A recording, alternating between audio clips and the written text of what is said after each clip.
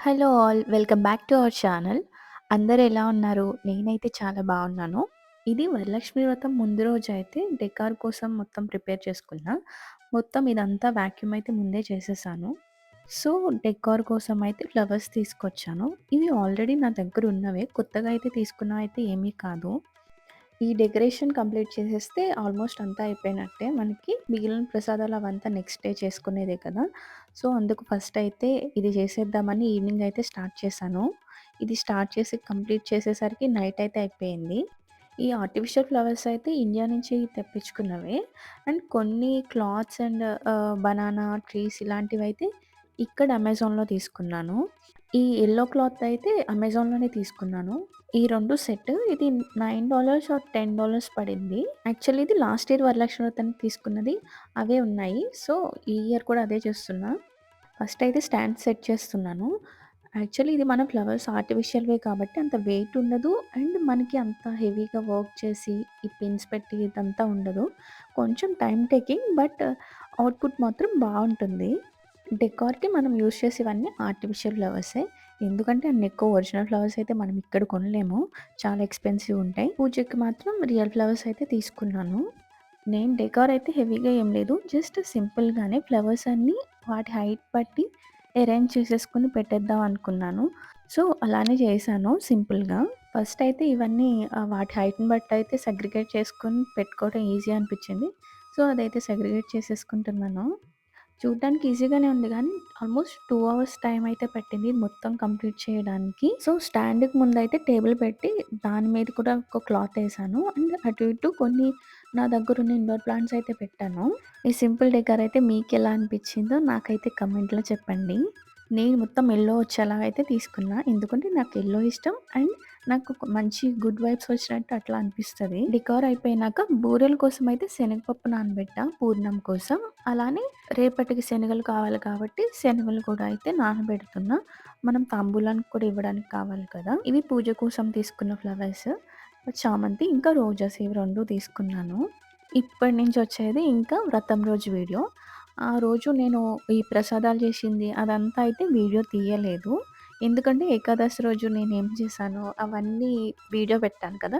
Same అదే ఉంటుంది. మళ్ళీ రిపీటెడ్ అనిపిస్తది అని నేను వీడియో తీయలేదు అదైతే. పులిహోర అయితే ప్రసాదం కోసం చేశాను. అలాగే తాంబూలం ఇవ్వడానికి వచ్చిన వాళ్ళకి పెట్టడానికి కూడా కొంచెం ప్రసాదంలా అయితే పులిహోర చేశాను. ఈ బూరెలు, గారెలు అయితే నేనిప్పుడు మీకు చూపిస్తున్నాను కదా! అవే చేశా. అంతకు మించి ఎక్కువ చేయలేదు. క్షీరాన్నం, కుడుములు, బూరెలు, గారెలు, ఇంకా పులిహోర ఇవి చేశాను.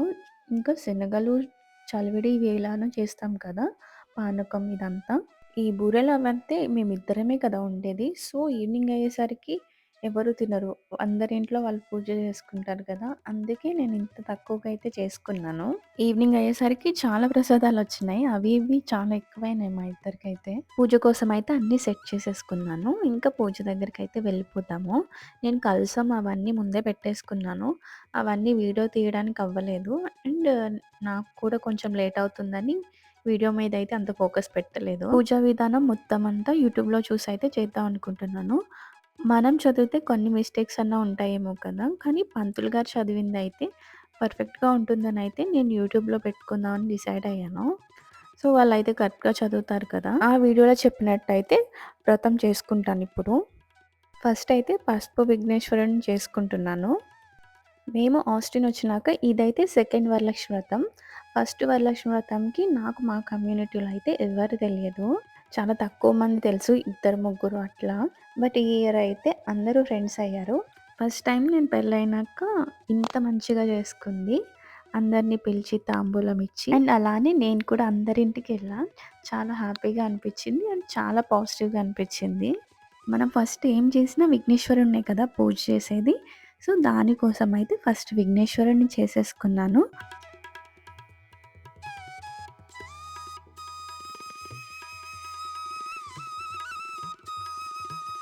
అలానే తోరం కూడా కట్టుతున్నాను. తోరం కట్టేసి ఇంక దేవుడి దగ్గర పెట్టేస్తే పూజ స్టార్ట్ అయిపోతుంది ఇంకా.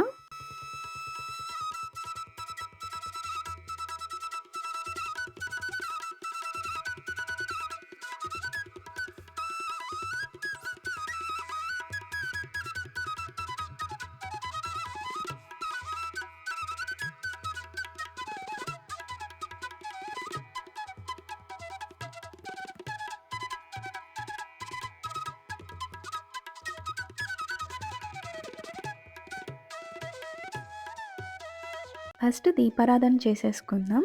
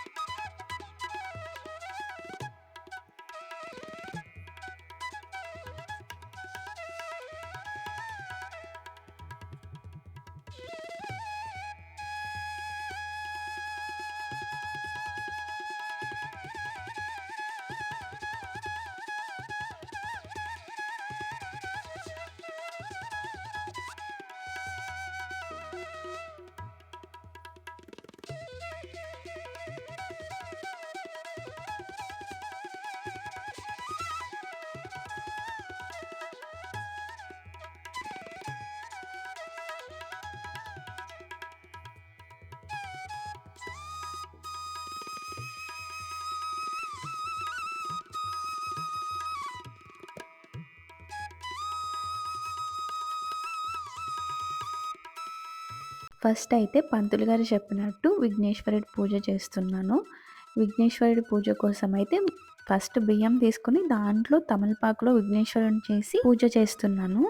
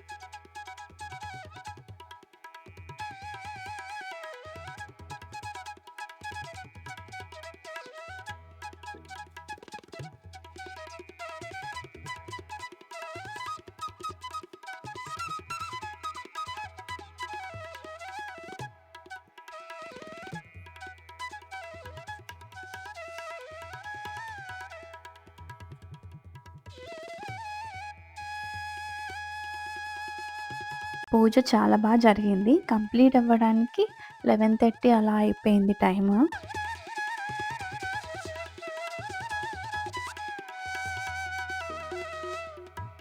లాస్ట్‌లో అయితే మా హస్బెండ్‌తో తోరం కట్టించేసుకున్నా. అలాగే తన బ్లెస్సింగ్స్ కూడా తీసుకున్నాను. ఇదొక్క రోజే కదా కాళ్ళు మొక్కేది. అలానే మా ఇంటికొచ్చిన కొందరి ఫ్రెండ్స్ అయితే వీడియోస్ తీసుకున్నా. అందరివి తీసుకోలేకపోయాను. That's all for today video అండి. మీ అందరికీ ఈ వీడియో నచ్చిందని అనుకుంటున్నాను. నచ్చితే మాత్రం సబ్స్క్రైబ్ చేసి సపోర్ట్ చేయడం అస్సలు మర్చిపోకండి. ఇప్పటి వరకు వీడియో చూసినందుకు thank you so much. Next ఇంకో వీడియోతో మళ్ళీ కలుద్దాం. అప్పటి వరకు బాయ్.